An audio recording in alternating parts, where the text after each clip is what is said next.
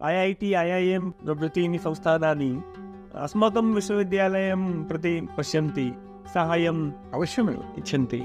नत्र स्वस्थानमासान्ते गजेन्द्रमपि पश्यति। स्वस्थानम् अस्माकं बहु दृढं भवेत्, स्वस्थाने एव अस्माकं कार्यं बहु सुदृढतरं भवेत्, तदानीं जनाः अवश्यं पश्यन्ति। संस्कृतक्षेत्रे, ज्ञानक्षेत्रे, तन्त्रज्ञानोपयोगेन संस्कृतस्य उपस्थापनपक्षे च वयम् अधुना आधुनिकाः एव सञ्जाताः, तत्र अस्माकं कापि न्यूनता नास्ति।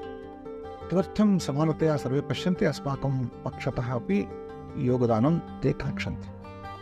तृतीयः पक्षः भवता पृष्टः, ओवराल् डेवलप्मेण्ट् विषये, विकासविषये अपि, छात्राणां विकासे केवलम् इन्फ्रास्ट्रक्चर् डेवलप्मेण्ट् इस् नाट् चतुर्वृत्तीनां विकासेन विश्वविद्यालयः न विकसति।